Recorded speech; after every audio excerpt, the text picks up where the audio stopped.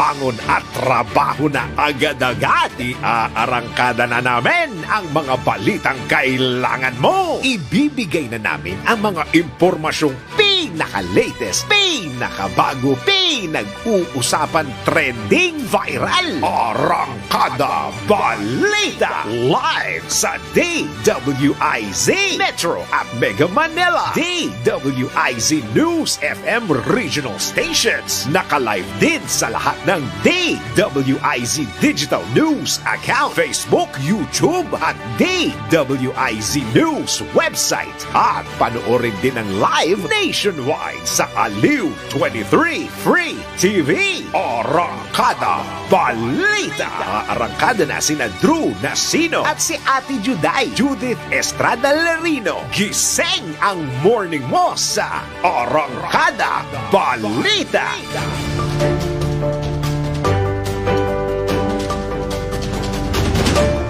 Isang magandang morning muli, Luzon, Visayas, Mindanao, Mega Manila, sa buong bansa, sa buong mundo ngayong pong araw na ito ng Lunes.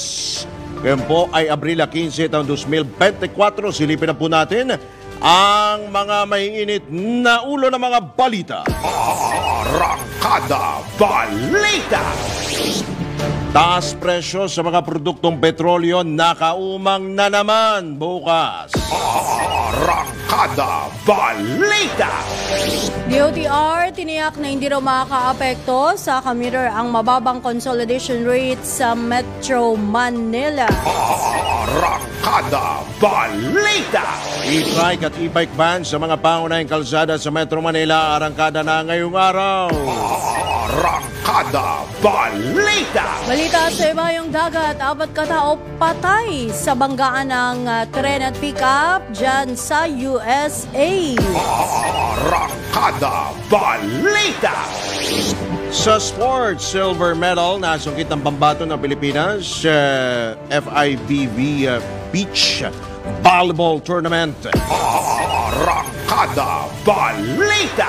Sa balitang showbiz, ano kaya sinabi nitong si Gerald Anderson? Nagsalita na raw sa batian, Beso-beso. Nina Julia Barreto at Bea Alonso. Arangkada Balita. Abangan hanggang sana abot ang pagiging Pokemon fan mo sa viral na balita.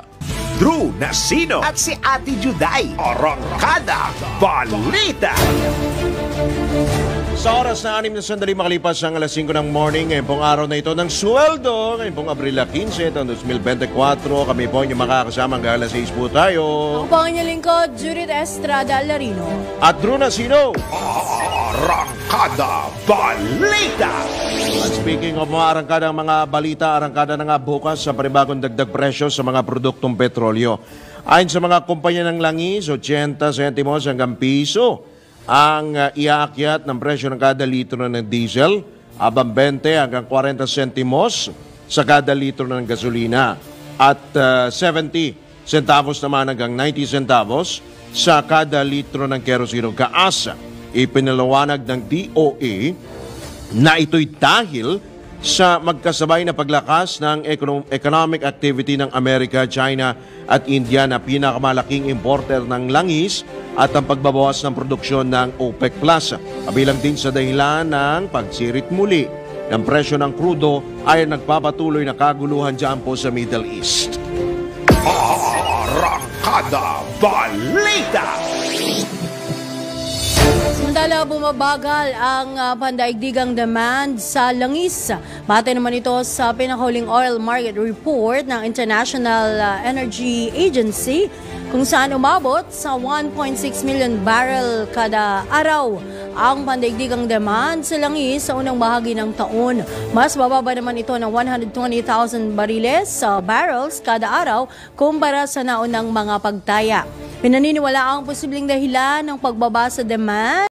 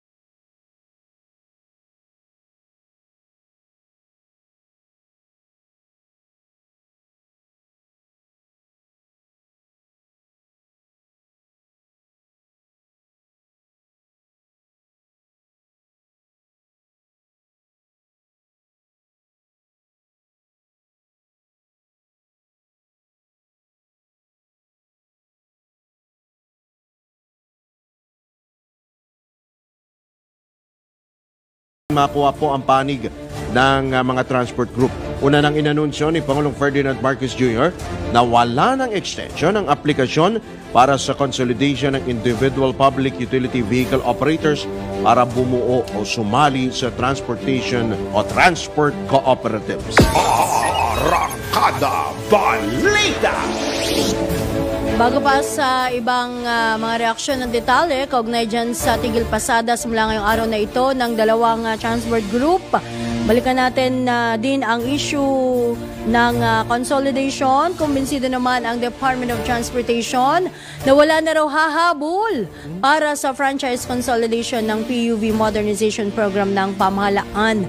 Ito ayon kay DOTR Undersecretary for Road Operations Andy Ortega ay 2 linggo bago matapos ng pinalawig na deadline ng consolidation sa April 30. Karamihan anya ng transport groups ay matagal nang nagplano at nagpasya kaugnay sa naturang programa kahit inaasahan ng ahensya na ang hahabol ay mga nag-aayos na lamang ng kanilang mga dokumento. Binigyan din ni Yusek Ortega na sapat na ang palugit. Oo nga naman.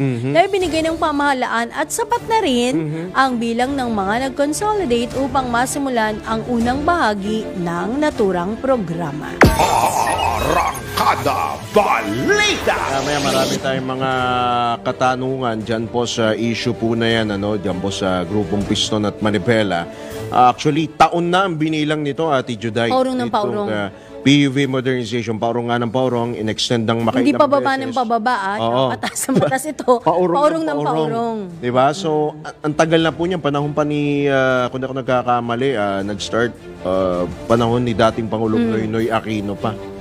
Nag-start yung modernization na yan. Siguro hindi lang ganun talaga na pagtuunan ng pansin. Ito, kailangan na. At nataon naman po, itong tigil pasada na ito, siyempre, walang biyahe ang PNR. Walang biyahe ang, yung mga jeep na yan, hindi sila biyahe. Titigil pasada.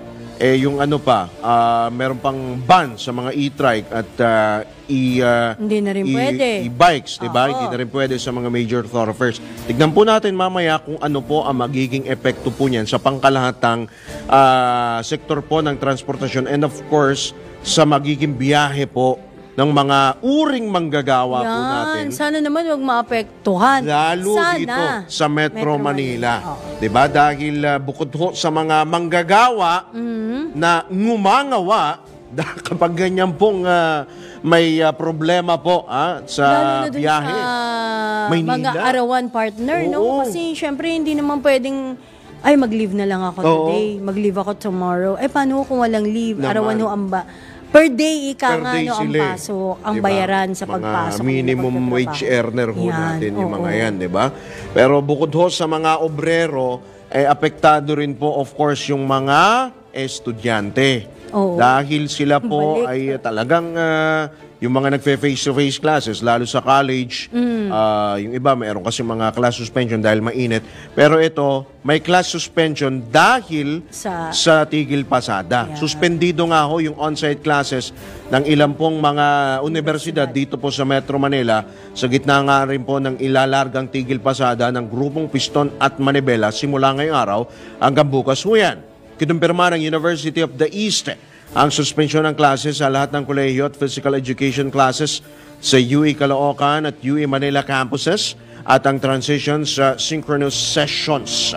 Mananatili naman bukas ang mga opisina ng campus at regular office hours na alas 8 ng umaga hanggang alas 5 ng hapon.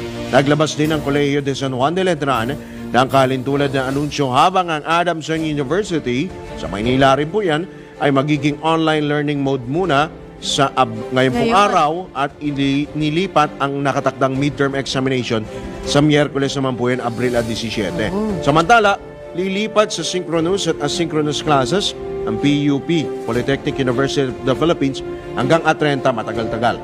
Papatuloy naman ang Far Eastern University sa kanilang on-site classes, matindi. At pinayuhan ng mga mag-aaral. Iba mga immortal kayo. At pinayuhan ang mga mag-aaral na gumamit ng alternatibong transportasyon. Mag-grab daw kayo at i-considera o mag-angkas. I-considera ng mga faculty ang mga hindi makapapasok dahil sa transport strike. Ay, ganun pala. Pero sana, isang bagsakan na lang ang direktiba. Pwede naman Baka naman may i-online na service lang mo kayo. Oo. Baka naman, pwede naman ho. Yung Kawawa din. Kasi may mga estudyante na, ayan, yung karamihan sa mga binanggit private mo. kasi yan eh. Karamihan sa mga binanggit mo nasa lungsod ng Maynila yan U-Belt, sa U-Belt. Sa University Belt, ano. Pero sana naman kung kagaya sa PUP, papakonsider pa dun sa faculty na kung hindi makakapasok. Syempre, isang bagsakan na lang para hindi kung malayo naman talaga kasi. Oo, kung malayo. Diba? Hindi na rin mag-effort yung mga bata. Kawawa din naman, di ba? Sa init pa naman ng panahon. Ang init pa ng panahon. Tapos walang masakyan, iinit ang ulo. Samantala mga kaibigan, usaping consolidation pa rin. Itong consolidation talaga na to naniniwala po ito namang si Senador Amy Marcos na hindi solusyon ang muling pagpapalawig ng deadline ng franchise consolidation ng PUV modernization. Sa panayam ng DWIZ, ginit po ni Super Ate na hindi mapipilit ng pamahalaan ang mga chuperat operator hanggat hindi natutugunan ang daing ng iba't ibang sektor, partikular na ang sektor ng transportasyon. Dahil dito umaasa ang presidential sister na magkakasa ang pamahalaan ng pangkalahatang konsultasyon kasama ang iba't ibang stakeholders ng transportation sector upang mapakinggan ang panig ng bawat isa bago tuluyang simulan ang PUV modernization. Ito nga yung problema natin. Para sa akin, ang importante, palugit o hindi rin maisasatupad, hindi rin natin mapipilit yung ating mga iba't ibang driver kapag hindi pa na siya sa ayos, hindi pa kapagpili ng sasakyan, hindi pa maalaman kung sinong sasagot pag hindi ka nakapagbayad ng utang. Lahat ito ay napaka-importante at hindi mabubuo yung programa ng modernisasyon kapag wala pa rin tayong sagot. Kaugnay nito, binigyan din ni Senador Amy Marcos na ang transportasyon ay circulation daw ng bayan. Dadami lamang anyang kolorum sa mga lansangan kapag pinagbawalang bumiyahe ang mga traditional jeeps na hindi pa nakapag-consolidate. Malamang dadami ang kolorum kasi kung talaga magtitigil pasada, ano pa ang sasakyan? Alam naman natin, ang transportation parang sirkulasyon ng bayan. Yan talaga ang umiikot at nagpapairal ng negosyo, nakakatid ng estudyante, nagdadala ng may sakit sa ospital. Paano tayo kikilos kapag ang ating mga drivers? Yan po naman ang tinig ni Senador Amy Marcos sa eksklusibong panayam ng DWIZ. Arangkada Balita! Sa oras na 11 na sandali makalipas na ang alas 5 na ng morning, sa pagkakataon ito, tanggap po tayo ng ilang pag-uulat mula sa labas ng himpilan. Pagpasa sa Magna Carta for seafarers, kasunod ng pang-hijack, diyan po yan sa Red Sea, muling iniapela. Ang detalye ihahatid ni Patrol 11 Tina Nolasco. Muling ipinanawagan ni OFW Party List Representative Marisa Del Mar Magsino ang tuluyang pag-asa batas sa matagal na nitong isinusulong na Magna Carta for Seafarers kung saan nakapaloob ang pananagutan ng mga may-ari ng barko sakaling may kapabayaan sa pagbaybay sa mga high-risk areas. Kasunod ito ng nangyaring pag-hijack sa container ship na MSC Aris kung saan kasama ang 4 na Pilipinong marino. Ayon kay Magsino, pang ilang pag-atake na ito sa mga barkong lulan ang mga Filipino seafarers at tila ang pagiging marino ay isa ng mapanganib na profesyon ngayong panahon. Kaya't dapat lamang anyang paigtingin ng gobyerno ang pagtiyak sa kapakanan at seguridad ng mga Filipino seafarers. Kasabay nito, panawagan ng kongresista sa United Nations lalo na sa Security Council mamagitan sa pagbibigay ng seguridad sa mga barko na naglalayag sa mga rutang ito na siyang nakalaang baybayin sa pandaigdigang pangkalakalan. Ito si Patrol 11. Tina Nolasco para sa impilang may todong lakas DWIZ, nagbabalita ng tama, naglilingkod ng tama. Kapag may bagong balita, naka-on air, agad-agad, DWIZ Patrol Report! Nakuha naman natin ang report ng ating Metro Patrol reporters. Wala dyan sa Bulacan. Naku, ano ba naman to? Away mag-ama na uwi raw sa pamamaril. Dyan sa Malolos, alamin po natin ang mga detalye sa ulat ni Kuya Louie Angeles. Kuya Louie, good morning! Yes, good morning, Ateng. So, sagatan ang tatlong katao sa away na mag-ama na nauwi sa pamamaril nitong nakaraang April 11 sa Barangay First Street, Malolos, Bulacan. At nakarating sa report ni Police Colonel Relly Arnedo na kinilala ang suspect na si Paulo Miranda, 27 anyos, nagtatrabaho bilang construction worker at nakatira sa Pinyahan Street, Barangay Looc First, Malolos, Bulacan. Kinilala naman ang nakaalitan na ama na si Roy Miranda at ang mga sugatan na sina JJ Adriano, Carl Justin Tayaw at Rolando de la Cruz na pawang mga taga Malolos. Base sa inisyal na investigasyon ng Malolos Police, umuwi ang suspect na nasa impluensya ng alak at nagkaroon di umano ng mainitang pagtatalo ang mag-ama kung saan kumuha na isang improvised shotgun o sumpak ang suspect at pinaputukan ang kanyang ama, ngunit hindi ito tinamaan at ang tinamaan ay ang tatlong biktima na pawang nagdadaan lamang sa nabanggit na lugar. Agad naman tumakas ang suspect pagkatapos ng pamamaril, ngunit agad itong nadakip ng nagpapatrolyang mga pulis. Ang mga biktima ay agad namang isinugod sa Bulacan Medical Center upang mabigyan ng lunas ang itinamong mga sugat. Ito si Metro Patrol Louie Angeles para sa Impilang May Todong Lakas. DWIC, nagbabalita ng tama, naglilingkod ng tama. Arangkada Balita! Samantala, mga pulis sa Cagayan nag-abot ng kasiyahan sa ilang residente sa bayan ng Kalayan. Ang kabuuan ng detalye buhat kay Manong Ronald Idol Cabset Domingo. Ang officers ladies club ng Police Regional Office 2 ng Cagayan, kaisa ang kapulisan ay nag-abot ng kasiyahan sa ilang mga residente sa isla ng Kalayan. Isang outreach program ang isinagawa sa isang eskwelahan ng nasabing isla. Ito ay sa Kaliwalan Elementary School. Ang nasabing pangkat ay binuo ng mga kapulisan mula sa Cagayan Police Provincial Office.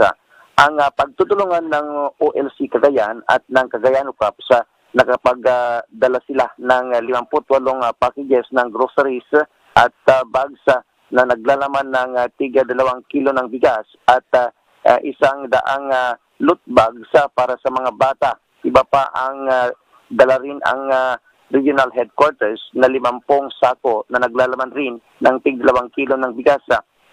100 school supplies para sa kindergarten hanggang grade 6 na mag-aaral ng sabing eskwelahan at 100 pares na mga iba pang mga gamit ng mga estudyante. Sa pagtutulungan ng OLC Cagayan at ng Cagayan Cups ay kung saan malaking tulong ito sa mga mag-aaral at mga residente sa nasabing lugar.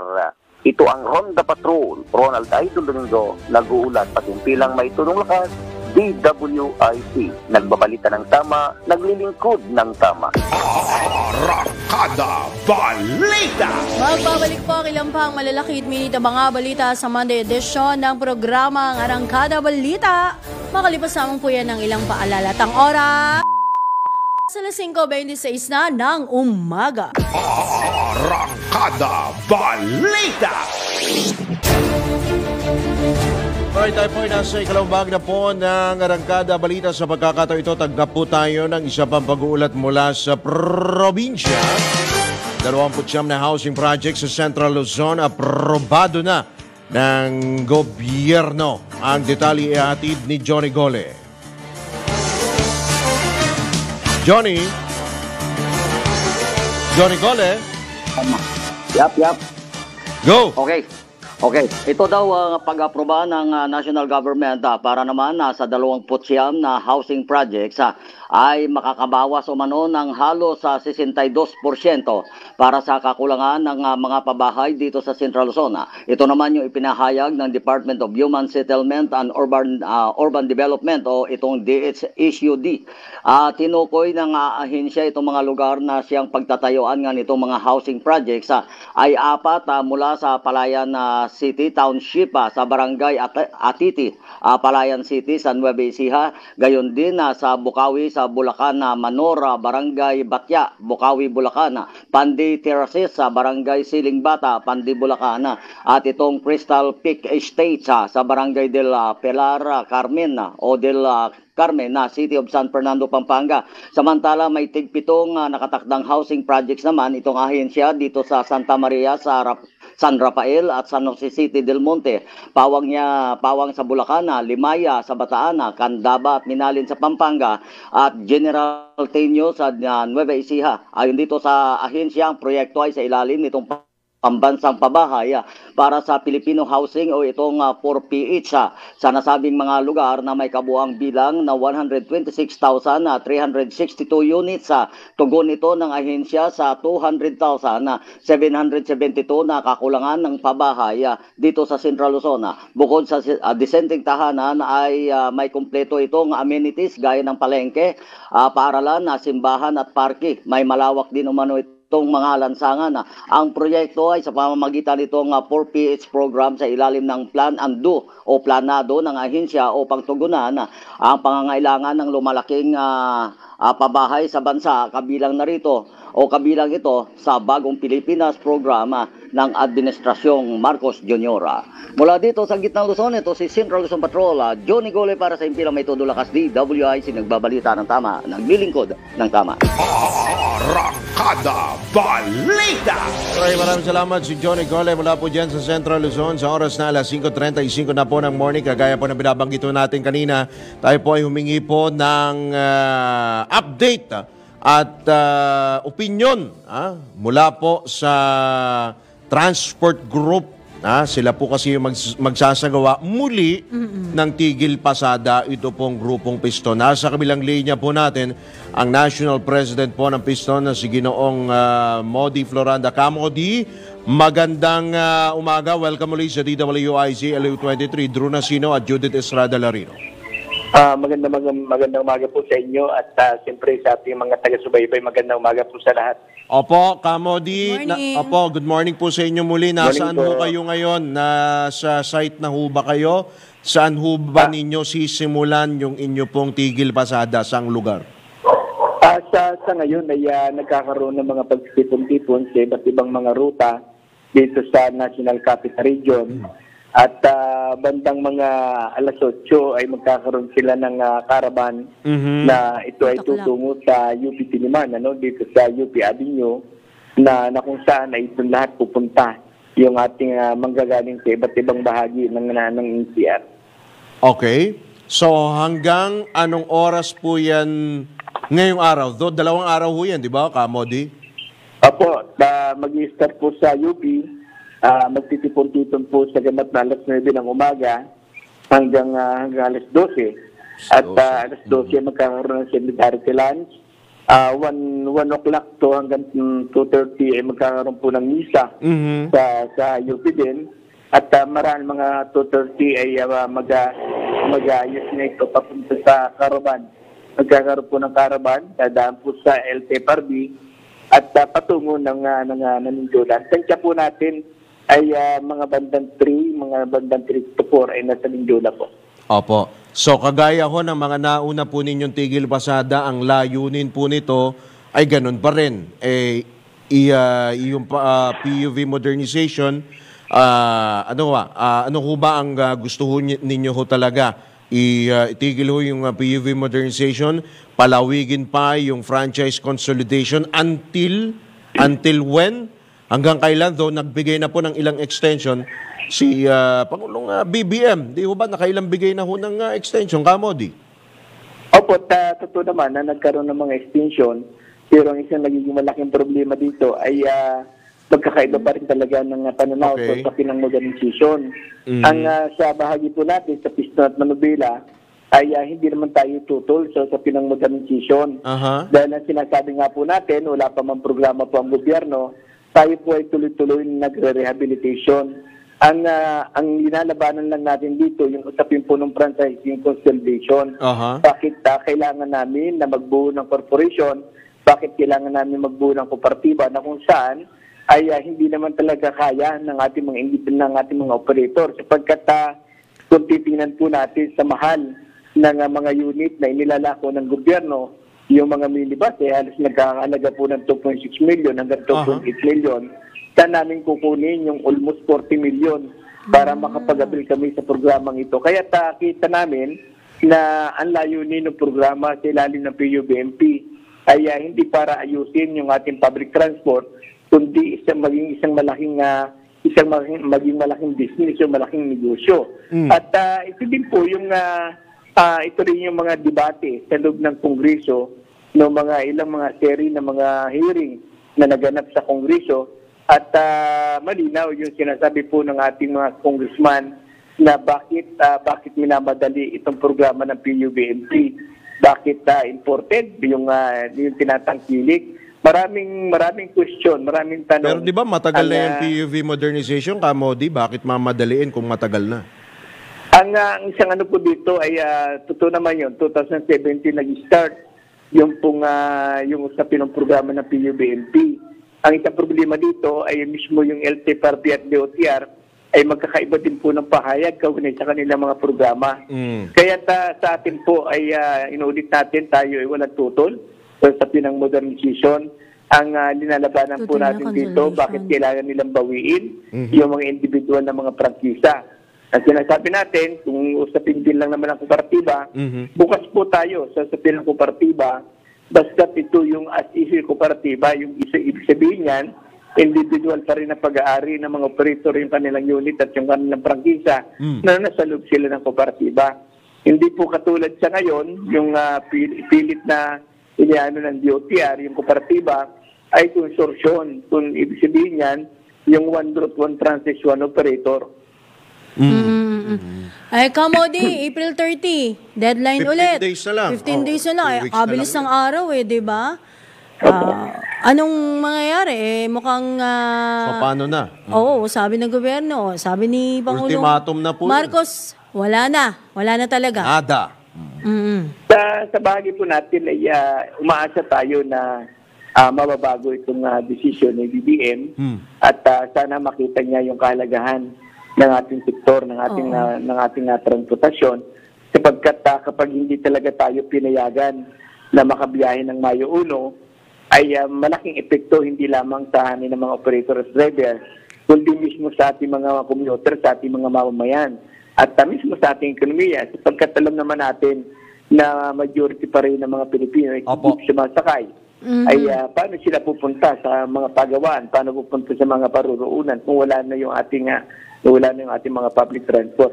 At tayo rin ay umaasa rin tayo doon sa inaantay natin na desisyon ng Korte Suprema kaugnay doon sa ipinay natin noong December 20 at 29. At umaasa din tayo doon sa ilalabas na House Resolution ng Kongreso batay doon sa 4 na hearing ng Committee on Transport. Kamodi, matanong ko lang sa inyo hubang hanay sa Piston, ilan na ho ba yung meron pong mga modern jeeps or kung ilang porsyento ho ba yung nakapag-consolidate? Meron pong mga individual na mga operator na pumasok noong December na kung saan niya ay deadline din ng December. Pero sa ngayon ay maraming bumaback out, umaalis sa kooperatiba dahil nasubukan nga nila nung pumasok sila sa kooperatiba, sa corporation. Na kung dati ay kumikita sila, ngayon ay nawala yung kanilang kita. Dahil nga dun sa maraming mga sa kooperatiba at sa corporation. So parang kaya sa ngayon ay nagkakaroon po ng yung mas withdrawal sa mga kooperatiba. Okay. So kung binawi nila, so ang syempre namuhunan din yung mga yan. Ay, totoo naman. Diba? Guys pa lang ng mga papeles mo Oo nga pa. So ano na nangyari kung binawi nila? Di balik ho sila sa dati, ganon. Opo, at marami namang mga operator din, nabawi din nila yung kanilang prangkisa. At nanatiling hawak nila yung kanilang mga prangkisa at yung kanilang unit. Kasi ang isang naging malaking problema nga po, dito sa inilalako na kooperatiba ng gobyerno, ay mawawalan ka ng property o walang ka ng karapatan sa iyong sariling pag-aari. At mawawala yung unit. Kamodi, gaano ho ka-regular o kung sino ho ba yung kausap nyo sa DOTR o mismong sa, baka meron, sa Office of the President o sino ho yung huli nyong kausap? O kailan ho kayo nag-uusap ba at ipinaabot nyo tong concern ninyo bago ho kayo nagpasyang magtigil pasada muli? Ano lang po yan, 2 weeks ago, ay kausap po natin si Chairman Guadis ng LTFRB. Opo, at alam naman ni Chairman Guadis ano yung ating posisyon at sabi nga natin sa kanila ay sana masusi pa rin pag-aralan yung programa ng PUBMP. At makita yung na bakit ay pumasok ng mga operator doon sa programa. Sapagkat marami talagang maraming butas, maraming tanong doon sa programa ng PUBMP. Kayo ho ba, meron ho ba kayong isinusulong ho na disenyo ng modernong jeep? Kasi ang sinasabi ng mga kasama nyo... meron si Governor Singson. Yung kay dating Governor Chavit nga pala. Di ba? Meron siyang... Ang sa atin po, sa bahagi po ng piston mula noong 2017, ang panawagan natin, kung sa ilalim nga po ng modernization, sa balangkas ng rehabilitation, na manatili yung ating mga jeepney, i-remodel siya. Kasi kung titingnan lang po natin, batay doon sa 2017-011, ay ilalagay lang yung pintuan sa kanan, itataas yung bubong, at magpapalit ng Euro 4 engine. Kasi ang ginamit nila sa programang ito, yung usapin ng emission, ng clean air law, ay sinasabi rin natin sa DOTR at sa LTFRB, at nung kinausap po tayo ng Office of President, noong March 7 ng 2023, ang sabi natin, pag ang makina po ay in-overhaul, consider of brand yan, ang lumalang po dyan yung pinakahalang makina. Pero yung lahat ng mga pyesa niyan ay puro brand new. At napatunayan po natin yan sa mga in-overhaul po natin mga makina na kapag na-overhaul, almost 1.6% lamang yung kanyang emission. Gaano kalaki? Nasa 1.6 lang po 1.6. yung kanyang emission. Kung doon po sa Clean Air Law, yung 1995 na Clean Air Law, 2.5% yung kanyang emission. Kaya di hamak na mas mababa rin kapag overhaul. Kaya sabi natin, bakit hindi payagan na i-overhaul na lang yung mga makina hanggat wala pang makina dito sa atin? Kasi wala. Pero di ba meron ho tayong standard na sinusunod, Kamodi? Ang isang problema po ay wala pang inilalabas na guidelines. Yung guidelines? Ang LTFRB, sinasabi nilang Philippine Standard. Ang tinatanong nga po natin kay Chairman Jim Bautista, kapag kausap natin at kay Chairman, sabi natin, ano ba yung ibig sabihin ng Philippine Standard? Ang Philippine Standard ba ay yung usapin nga lang na ilagay mo yung pintuan sa kanan, itaas mo yung bubong o magpalit ka ng earphone ng makina? Ano yung guideline doon sa sinasabing Philippine Standard? Kaya sa atin ay siyempre ang pinakaano po natin, so sa ilalim ng modernization, mas ang dapat suportahan ng gobyerno yung ating mga lokal na mga manggagawa, gumagawa ng ating mga public transport dito sa ating bansa. Kasi kapag tinignan po natin, halos lahat ng probinsya sa Pilipinas may gumagawa po ng public transport. Okay. So malinaw ang gusto ninyo, Kamodi. Locally made, dito ipoproduce, yun ang kukunin nyo, yun ang bibili nyo. Opo, mas mura, no? Mas mura. Yung inaano po ni Mr. Francisco, yung 985,000 lamang yung halaga ng kanyang ginagawa na jeep. Sige, maka-ano ho natin, baka nakikinig po ang DOTR, though nabanggit naman na rin ho ninyo ng mga nakaraan pang mga panahon, no? Yan pong issue na yan. Well, anyway, tayo po nagpapasalamat po sa inyo, Kamodi, sa inyo pong oras. Maraming Kamodi talagang walang atrasan. Wala na ba? Pwede naman. Final na ba? Oo, baka pwede namang wag na. Kasi hanggang Wag na. April 30 Kasi na. maaga-aga pa lang eh. Di ba? Yung kanyang tigil pasada, especially ngayon, umaga. Kamodi. Mayroon pa naman pong meron pa naman pong bibiyahe. Yun naman yung karatan po natin na meron dyan bumibiyahe ng 1 hanggang 2 na bumibiyahe. Hihinto yan, mga bandang 9 o 10. Yan po yung pag-ano niya. Kaya may masasakyan pa po yung ating mga pasahero. Yung mga papasok naman ng tanghali, paano naman yung mga papasok ng tanghali, Kamodi? Ay, naku. Baka meron ho kayong panawagan ho sa mga commuter ho ngayon na maapektuhan po, matatamaan at masasagasaan ng inyo pong tigil pasada, Kamodi. Tayo po yung nananawagan sa ating mga mamamayan na ang laban po ng mga driver at mga operator ay laban ito ng mamamayang Pilipino. Dahil sa atin po ay gusto rin po natin na mas maayos na serbisyo na nakabatay sa kakayahan at kapasidad ng ating mga operator at ng ating mga driver. Kaya kami po ay nananawagan sa lahat ng mga mamamayan, sa lahat ng commuters, sasamahan po nyo ang mga driver at mga operator sa labang ito. Alright, marami po salamat, Kamodi. Ingat po kayo. Magandang umaga po sa inyo, Kamodi. Good luck po sa inyo. Salamat po sa inyo. Maraming salamat. Ingat po kayo. Ingat po. Salamat din. Yan po si Ginoong Modesto Kamodi Floranda, ang Pangulo po ng Grupong Piston. Muli po magbabalik ang Arangkada Balita makalipas lamang po ang ilang mga paalala. Ang oras, kabilis ng oras ay 10 minuto na lamang ho bago mag-alas 6. Day, Arangkada Balita. Balik tayo mga kaibigan sa Monday edition ng Arangkada Balita. Sa pagpapatuloy ng ating balitaan, bawal na ang mga e-bike at e-trikes, mga pangunahing langsangan sa Metro Manila simula po yan ngayong araw na ito.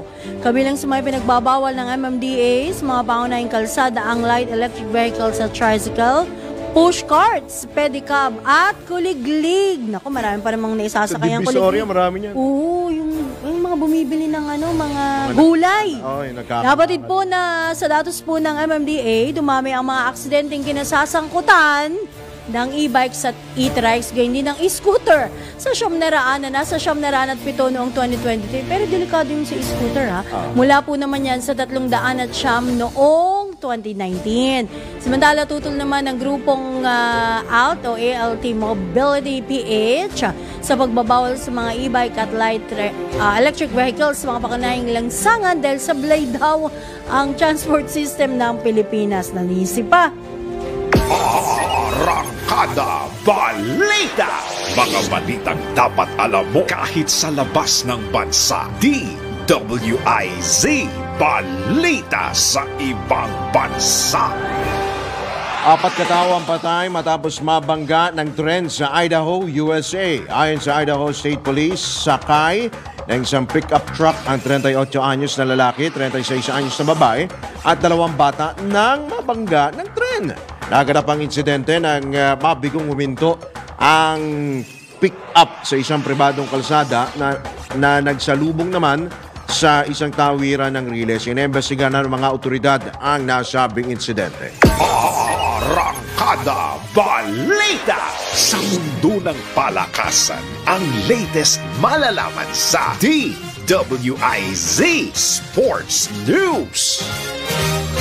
Nakapag-uwi ng silver medal ang pambato ng Pilipinas sa FIVB Volleyball World Beach Pro Tour Futures. Sa score ng 21-16, 16-21 at 13-15, bigong masungkit ni na Rancel Varga at James Buitrago ang gintong medalya laban sa kapunan ng Czech Republic. Gayunman, nakapag-dagdag pa rin ang Cebuano duo sa mga tagumpay na nakakamit ng bansa sa larangan ng beach volleyball. Arangkada Balita. Ito na ang latest, bagong-bago, fresh na fresh. DWIZ Showbiz News. Good morning po sa lahat po ng mga nagsha-shampoo po sa mga oras po.